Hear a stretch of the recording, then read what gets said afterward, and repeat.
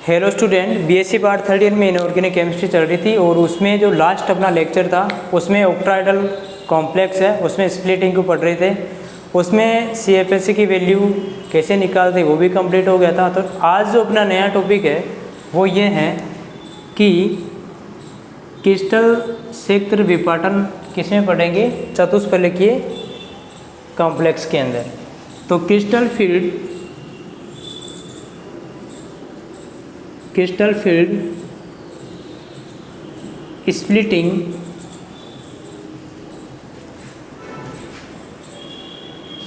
Splitting in tetrahedral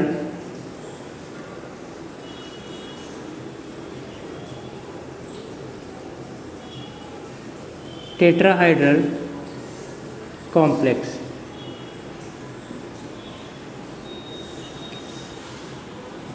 चतुष्फलकीय संकुलों में crystal क्षेत्र स्प्लिटिंग या फिर क्रिस्टल क्षेत्र विपाटन। तो देखो, चतुष्फलकीय क्षेत्र में अष्टफलकीय की तुलना में बिल्कुल ही विपरीत स्प्लिटिंग होती है, या यूँ कह सकते हैं कि उसका विपरीत अपने को जो स्प्लिटिंग है वो पढ़ने को मिलता है। तो इसमें देखा जाता है कि मेटल के उसमें ऑक्टाइडल के अंदर मेटल के की ओर 6 लिगेंड अप्रोच करते हैं। इसमें कितने करेंगे, मेटल के संपर्क में 4 लिगेंड होते हैं। जब चारों लिगेंड या तो बिटवीन द एक्सिस या अलोंग द एक्सिस, तो जब लिगेंड मेटल के ऑर्बिटल के बिटवीन द एक्सिस अप्रोच करेंगे उस समय मेटल में जो उपस्थित कक्षक है या लोब्स है उसमें प्रेजेंट इलेक्ट्रॉन और ये लिगेंड मैक्सिमम रिपल्सन को फील करेंगे। और जब उच्चतम रिपल्सन लगेगा या प्रतिकर्षण होगा तो उस समय कक्षकों की जो ऊर्जा होती है वो औसत ऊर्जा से क्या हो जाएगी, ज़्यादा हो जाएगी। और यदि निम्नतम रिपल्सन लगता है या कम से कम प्रतिकर्षण लगता है उस समय उनकी जो ऊर्जा है कक्षकों की क्या हो जाएगी, औसत ऊर्जा से कम हो जाएगी। जो औसत ऊर्जा से कम होंगे उन्हें ई से डिनोट किया जाएगा और जिनकी औसत ऊर्जा ज़्यादा है उसे T2 से नोट किया जाएगा। तो कहने का मतलब क्या है कि इनमें जो स्प्लिटिंग होगी वो अष्टफलकीय क्षेत्र में विपाटन की तुलना में बिल्कुल क्या होगी, विपरीत होगी। या यूँ कह सकते हैं कि उसमें जो ऑर्बिटल थे ऊपर वाले नीचे आ जाएंगे और नीचे वाले ऊपर चले जाएंगे टेट्राहाइड्रल के केस के अंदर। तो ये मेरी इंपॉर्टेंट है, इसके अंदर मेजर डिफरेंट ये आपको ध्यान रखना है। तो इसमें जैसे लिखना चाहें अपन या बताना चाहें तो किस तरीके से बता सकते हैं कि चतुष्फलकीय क्षेत्र में चतुष्फलकीय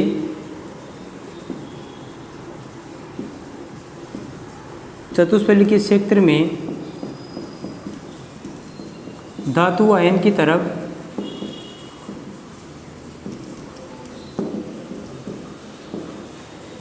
अक्षों के मध्य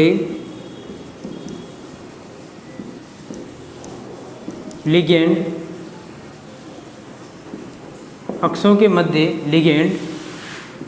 आक्रमण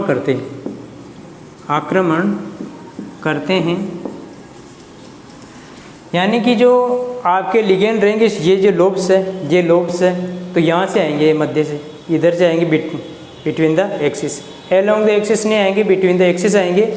और जब बिटवीन द एक्सिस आएंगे तो इस कारण धातु आयन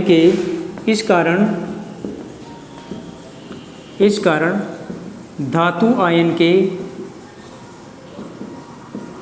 डी कक्षक, धातु आयन के जो डी कक्षक होंगे, डी कक्षक जो अक्षों के तलों में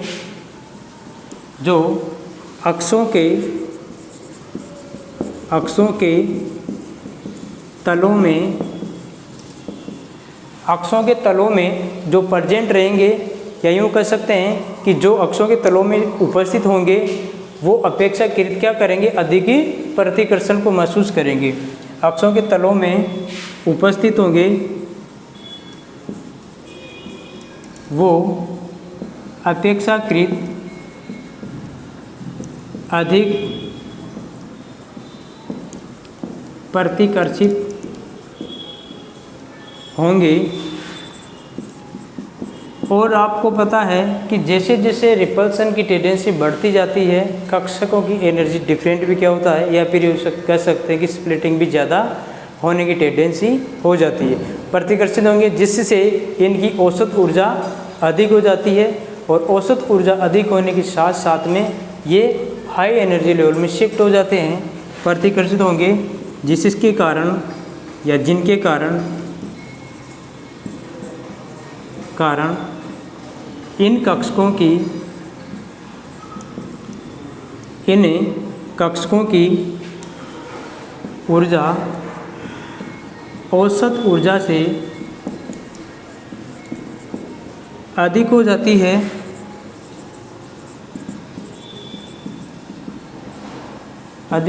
है, यह कक्षक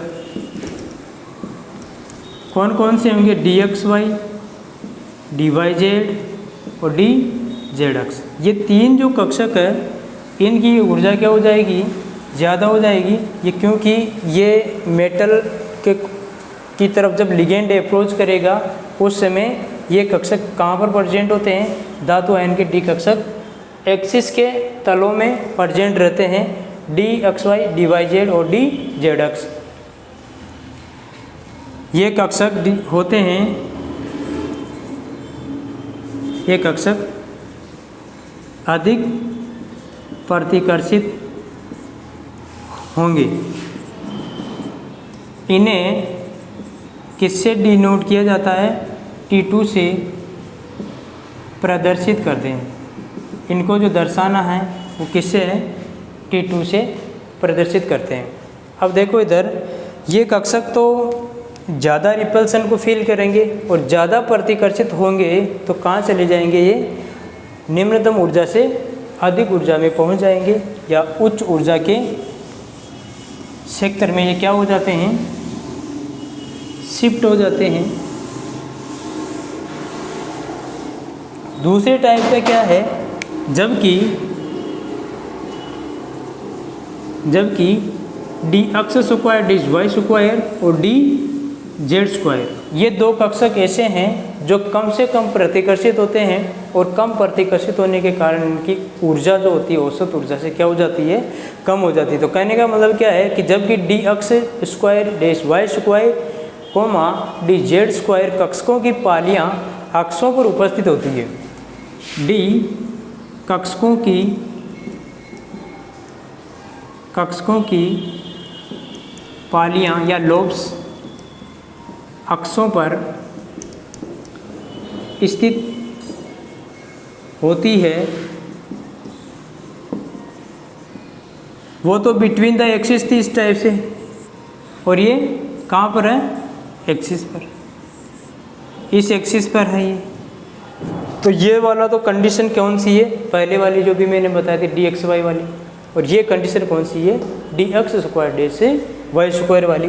ये है एक्सिस पे और ये है between the axis. Between the axis होगी लोब्स तो मैक्सिमम रिपल्सन को फील करेगी, और अलोंग द एक्सिस होगी तो कम रिपल्सन को फील करेगी, और कम में रिपल्सन को फील करने के साथ साथ में ये कहाँ चले जाते हैं, लोअर एनर्जी में शिफ्ट हो जाते हैं। तो कहने का मतलब क्या है, अक्षों पर उपस्थित होने के कारण ये कक्षक अपेक्षाकृत कम प्रतिकर्षित होते हैं, अक्षों पर स्थित होती है, अतः ये कक्षक कम प्रतिकर्षित होते हैं, अर्थात इन कक्षकों की ऊर्जा औसत ऊर्जा से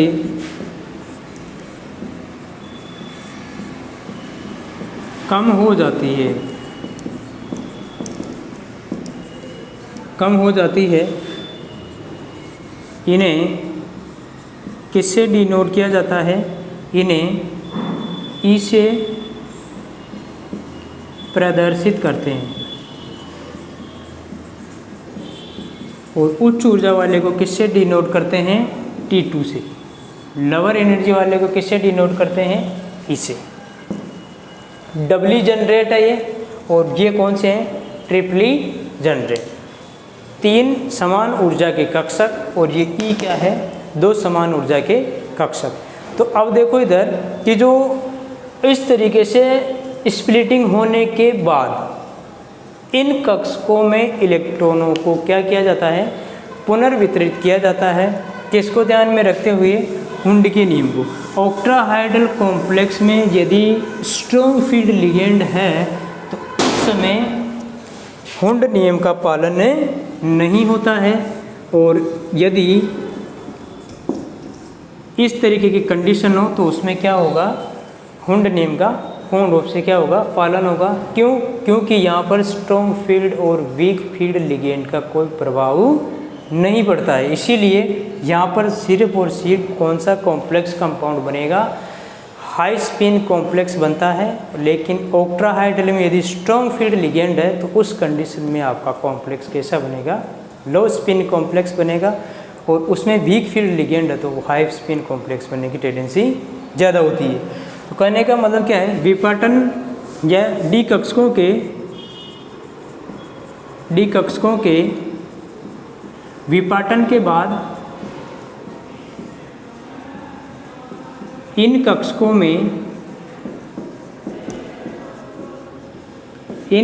में इलेक्ट्रॉन्स का पुनर्वितरण करते हैं। इलेक्ट्रॉनों का क्या किया जाता है, पुनर्वितरण करते हैं, और इस दौरान इलेक्ट्रॉन कक्षक में प्रवेश करने वाला, या यूँ कह सकते हैं कि जैसे मान लो Eg में प्रवेश करेगा, ई में प्रवेश करेगा या T2 में प्रवेश करेगा, उस समय ये एनर्जी को क्या करते हैं, अवशोषित भी करते हैं, उत्सर्जित भी करते हैं, पुनर्वितरण करते हैं। यदि इलेक्ट्रॉन ई में प्रवेश करता है तो वह ई में प्रवेश करेगा तो वह 0.6 डेल्टी ऊर्जा का उत्सर्जन करता है, जबकि T2 में प्रवेश करने वाला प्रत्येक इलेक्ट्रॉन 0.4 डेल्टी ऊर्जा का अवशोषण करता है।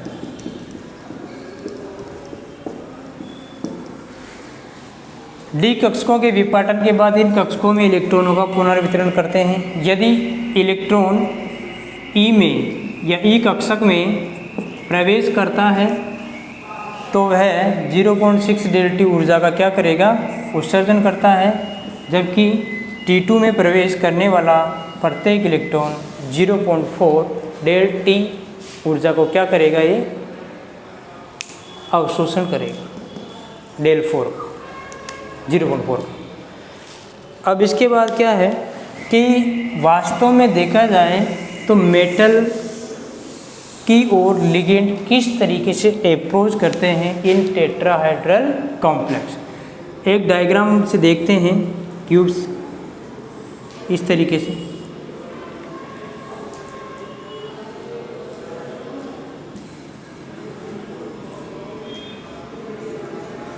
यहाँ पर मेटल है, एक लिगेंड यहाँ पर है, एक लिगेंड यहाँ है, एक लिगेंड ये रहा इधर, और एक लिगेंड यहाँ पर। स्ट्रक्चर आपको पता है टेट्राहाइड्रल की किस तरीके से होती है। जैसे मान लो कि इस तरीके से टेट्राहाइड्रल कॉम्प्लेक्स है, इस तरीके से ये इसके साथ मेटल, ये मेटल के अप्रोच कर रहे लिगेंड इधर इसे। अब या तो बिटवीन द एक्सिस या अलोंग द एक्सिस, इस तरीके से ये मेटल है, ये तो होगी एक्स एक्सिस, ये हो गई जेड एक्सिस, और ये होगी आपकी वाई एक्सिस। इधर ये ऐसे कैसे वाई एक्सिस है, ये एक्स एक्सिस है, और ये जेड एक्सिस। यदि लिगेंड मेटल के कांटेक्ट में बिटवीन द एक्सिस आता है, इन दो एक्सिस के मध्य से इनके कांटेक्ट में आता है, उस समय डी यानी कि जो लिगेंड मेटल के साथ जाएंगे तो डी कक्षकों की औसत ऊर्जा बढ़ जाती है। लेकिन बिटवीन द एक्सिस आएगा तो उस समय मैक्सिमम रिपल्सन होगा, और मैक्सिमम रिपल्सन होगा तो उस समय कौन से कक्षक बनेंगे? T2 कक्षक बनेंगे, जिनकी एनर्जी क्या हो जाएगी? ज़्यादा हो जाएगी। तो इस तरीके से ये टेट्राहेड्रल कॉम्प्लेक्स है, उसमें लिगेंड मेटल की तरफ अप्रोच करते हैं, और मेटल की तरफ अप्रोच करने के साथ यदि बिटवीन द एक्सिस अप्रोच हो रहे हैं तो मैक्सिमम रिपल्सन होगा, और एक्सिस अप्रोच हो रहे हैं तो डी कक्षक के एक्सिस में अप्रोच कर रहे हैं तो वो निम्नतम ऊर्जा के होंगे। तो डी कक्षक होते हैं, आपको पता है कि 5 प्रकार के होते हैं डी कक्षक, और 5 प्रकार के डी कक्षक यहाँ पर समान एनर्जी के होते हैं। ये इनको बोला जाता है, इनको T2 बोलते हैं, या d x y, d y z और डी जेड अक्ष। ये है कक्षक है ई कक्षक, जो d x square, d y square और डी जेड स्क्वायर है। जैसे इनकी एनर्जी थोड़ी बढ़ती है, या गोलीय क्षेत्र में इनकी औसत ऊर्जा को इस तरीके से बता सकते हैं। गोलीय क्षेत्र में डी कक्षकों की औसत ऊर्जा, एवरेज एनर्जी है गोलीय क्षेत्र में डी कक्षकों की औसत ऊर्जा। अब यहाँ से क्या है कि ये स्प्लिट होंगे, और स्प्लिट कैसे होंगे? ये तो होगी इनकी एवरेज एनर्जी, जिसको बेरी सेंटर बोलते हैं, और बेरी सेंटर के बाद ये तो है 1, 2 और 3, और ये है 1 और 2, यहाँ से और यहाँ से, इनको है ई, और इनको बोला जाता है T2। T2 यहाँ से यहाँ तक की एनर्जी कितनी है T2 की? 0.4 डेल टी, या 2/5 dt। यहाँ से यहाँ तक ये सारा क्या है? डेल टी है, और डेल टी की जो एनर्जी होती है वो यहाँ से यहाँ तक कितनी होती है? इधर ही लिख देता हूँ, 10 dq के बराबर। 10 dq के बराबर है इसकी एनर्जी, इसकी है -0.6 डेल टी, या 3/5 dt। ये है, यहाँ पर एवरेज एनर्जी दोनों की क्या हो जाती है? इक्वल हो जाती है। वो कैसे होती है कि 0.4 प्लस इंटू 1, 2, 3 ऑर्बिटल है, 3 से मल्टीप्लाई करेंगे तो कितना आएगा? 1.2 आएगा, और -0.6 इंटू 2 क्या है? 1 और 2 ऑर्बिटल है, इनकी एनर्जी कितनी है? माइनस से ओवरऑल कितनी आ जाएगी? इनकी 0 आ जाएगी। तो ये बेरी सेंटर पर इनकी दोनों ही कक्षकों की एनर्जी क्या हो जाती है? 0 हो जाती है। दूसरी बात क्या है कि ये मैक्सिमम रिपल्सन क्यों करते हैं, उसका दूसरा रीज़न भी है। वो दूसरा रीज़न क्या है कि जैसे मान लो कि मेटल के और लिगेंड, उसके बीच में बॉन्ड एंगल कितना है? T2 मेटल और लिगेंड। यहाँ पर जो बॉन्ड एंगल है वो बॉन्ड एंगल बहुत कम होता है, और जब बॉन्ड एंगल कम होगा बिटवीन द एक्सिस के मध्य, तो रिपल्सन की टेंडेंसी क्या हो जाएगी? बढ़ जाएगी। यानी कि 35 डिग्री और 16 मिनट का इसमें बॉन्ड एंगल प्रेजेंट रहता है। जब बॉन्ड एंगल घटेगा तो प्रतिकर्षण क्या होगा? प्रतिकर्षण अधिक होता है, और अधिक प्रतिकर्षण होंगे तो कैसे होंगे? उच्च ऊर्जा के होंगे ये कक्षक सारे। कौन कौन से कक्षक? T2 वाले। बिटवीन द एक्सिस आएंगे, तो बिटवीन द एक्सिस आएंगे तो इनके मध्य जो बॉन्ड, जैसे मान लो बॉन्ड एंगल एक तो ये है, ये वाला, और इसका बॉन्ड एंगल अभी पता चल जाएगा आपको। इसका जो है बॉन्ड एंगल ई का मेटल और लिगेंड के मध्य, इनके मध्य होता है 54 डिग्री और 44 मिनट का। जो मेटल Eg के अंदर है, ई के अंदर 54 और 44 मिनट का होता है, 54 डिग्री और 44 मिनट का। जैसे मान लो एक तो ये है, सपोज ये है बॉन्ड एंगल, ये कौन सा है? ये वाला 35। अब मेटल आ रहा है ये वाला बॉन्ड एंगल, मेटल इनके बीच में से आ रहा है, यहाँ से मेटल एंटर करता है यहाँ से, तो बॉन्ड एंगल कम है तो लोब्स के कांटेक्ट में होगा, लोब्स के कांटेक्ट में होगा तो लोब्स में प्रेजेंट इलेक्ट्रॉन किसके? मेटल के और लिगेंड के इलेक्ट्रॉन, दोनों में क्या होगा? रिपल्सन होगा, और रिपल्सन होने के साथ ये कहाँ चले जाएंगे? ऊपर चले जाएंगे। ये कंडीशन ऐसी है बॉन्ड एंगल। अब मेटल कहाँ लिगेंड कहाँ से आ रहा है, एक्सिस पे, एक्सिस पर आएगा dx² और y² और dz²। एक्सिस पे आने के साथ साथ में बॉन्ड लेंथ भी बढ़ जाती है। बॉन्ड लेंथ बढ़ने के साथ इनका दूसरा जो रीजन है वो क्या है कि इनका प्रतिकर्षण क्या हो जाता है, घट जाता है। प्रतिकर्षण कम लगेगा, प्रतिकर्षण कम लगेगा तो लोअर एनर्जी में क्या होंगे, ये शिफ्ट हो जाएंगे। ये dx² इस y² और ये dz² है और ये dxy dyz और dzx। तो ये अष्टफलिकीय सेक्टर की तुलना में बिल्कुल कैसा लग रहा है, अपोजिट लग रहा है। आपको अष्टफलिकीय सेक्टर में देखा जाए तो इस तरीके से मिलता था वो, ये T2 ऊपर, सॉरी G ऊपर T2G नीचे होते थे। जबकि चतुष्फलिकीय सेक्टर में तो लिख सकते हैं कि ऑक्टाहाइड्रल कॉम्प्लेक्स की तुलना में यह विपाटन विपरीत होता है, एकदम से एंटी स्प्लिटिंग होती है इनके अंदर, किसमें, टेट्राहाइड्रल कॉम्प्लेक्स के अंदर। आगे अपन बात करते हैं कि इनमें अपन ने T2G और EG क्यों नहीं लगाया, G सिंबल क्यों नहीं लगाया इसके लिए। इसके कारण क्या है कि चतुष्फलकीय टेट्राहाइड्रल कॉम्प्लेक्स में सममिति केंद्र अनुपस्थित होता है, अतः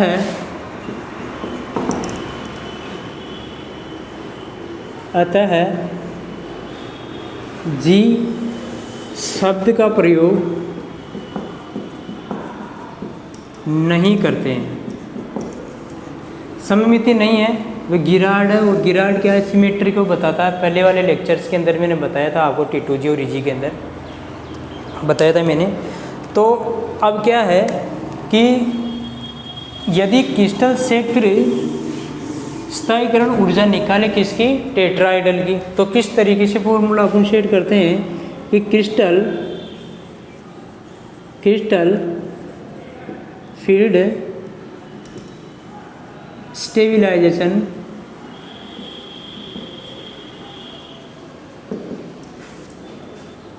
एनर्जी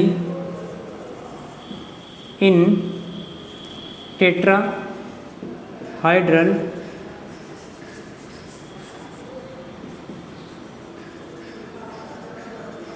कॉम्प्लेक्स कैसे डिनोट करेंगे, ΔT CFSE। क्रिस्टल क्षेत्र स्थायीकरण ऊर्जा किसके लिए, तो कैसे निकालें, -0.6 x + 0.4 y ΔT + A और पाई। इस फॉर्मूले के बेस पे अपन क्रिस्टल फील्ड स्टेबिलाइजेशन एनर्जी को क्या कर सकते हैं, डिनोट कर सकते हैं या बता सकते हैं, निर्धारण कर सकते हैं, ये सारे। अब आगे है कि जो डी कक्षक है इनमें इलेक्ट्रॉन, जैसे मान लो स्प्लिटिंग है, तो स्प्लिटिंग के बाद इनमें इलेक्ट्रॉनों का पुनर्वितरण किया जाता है। और जब इनमें इलेक्ट्रॉनों का जब विपाटन हो जाता है तो डी कक्षकों में यानी E और T2 में इलेक्ट्रॉन्स का पुनर्वितरण करते हैं। और जब देखो, जब सेकंड फर्स्ट बात यह है कि जब इलेक्ट्रॉन या T2 या पहले EG लिख लो, E में प्रवेश करने वाला प्रत्येक इलेक्ट्रॉन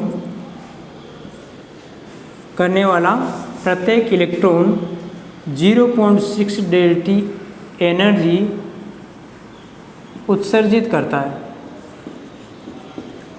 और T2 में एंटर करने वाला प्रत्येक इलेक्ट्रॉन 0.4 ΔT एनर्जी का क्या करेगा, अवशोषण करता है। ये बात भी आपको लर्न करनी है, याद करनी है, समझनी है, देखनी है। अब लास्ट में क्या है कि जब आपका ऑक्टाहेड्रल कॉम्प्लेक्स बन रहा था उस समय दो चीज़ें आपको मैंने बताई थी और CFSC की वैल्यू में भी मैंने बताई थी कि इस जब ऑक्टाहेड्रल कॉम्प्लेक्स हो तो प्रबल क्षेत्र लिगेंड की उपस्थिति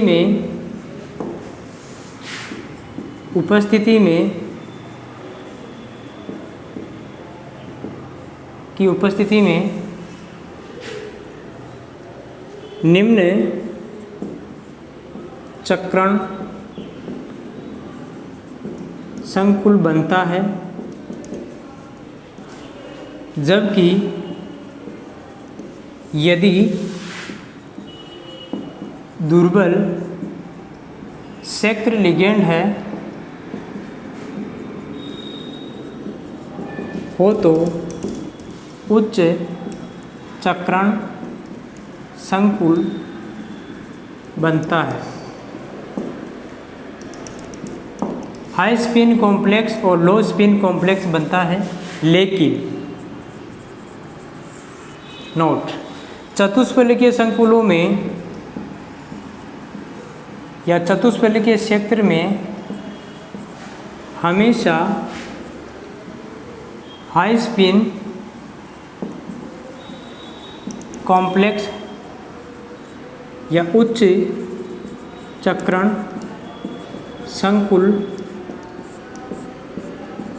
बनता है। देखो इधर, यदि प्रबल क्षेत्र या स्ट्रॉन्ग फील्ड लिगेंड है और एक वीक फील्ड लिगेंड है,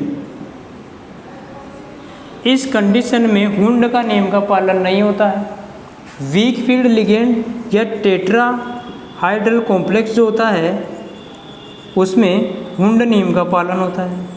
हुंड नियम ये कहता है कि प्रत्येक आप ऑर्बिटल में पहले एक एक करके इलेक्ट्रॉन भरो और एक एक करके भरने के बाद यदि एक्स्ट्रा इलेक्ट्रॉन होता है तो आप उसी समय उसकी क्या कराओ, पेयरिंग। लेकिन स्ट्रॉन्ग फील्ड की उपस्थिति में पहले ये जो इस तरीके से था, ऑक्टाहेड्रल की मैं बात कर रहा हूँ, इस तरीके से ये है, यहाँ पर इलेक्ट्रॉन फील करो आप। स्ट्रॉन्ग फील्ड है तो फिर आप पेयरिंग इसी में कराओ, ये दो तो खाली है। तो कहने का मतलब क्या है कि इस नियम के अनुसार तो क्या है, यदि हुंड नियम यहाँ लगाए तो 5 इलेक्ट्रॉन बनने तो इस तरीके से भरो, जबकि स्ट्रॉन्ग फील्ड की उपस्थिति में 5 इलेक्ट्रॉनों को आप कहाँ भरो, यहाँ भरो। तो ये हुंड के नियम का पालन नहीं करता है और यहाँ पर 100% किसका उनका पालन होता है, हुंड के नियम का पालन होता है। कक्षकों में पहले एक एक करके इलेक्ट्रॉन भरा जाता है और यदि कोई एक्स्ट्रा इलेक्ट्रॉन प्रेजेंट हो तो उसके बाद में ही आप क्या करवाएंगे, पेयरिंग करवाएंगे। तो आज की क्लास में बस इतना कि लिगेंड स्ट्रॉन्ग है तो लो स्पिन क्यों बनता है और वीक है तो हाई स्पिन क्यों बनता है, और ओवरऑल ऑलवेज चतुष्फलकीय क्षेत्र में हाई स्पिन कॉम्प्लेक्स का निर्माण होता है। ऐसा क्यों होता है इसके बारे में नेक्स्ट क्लास में पढ़ेंगे। Thank you so much.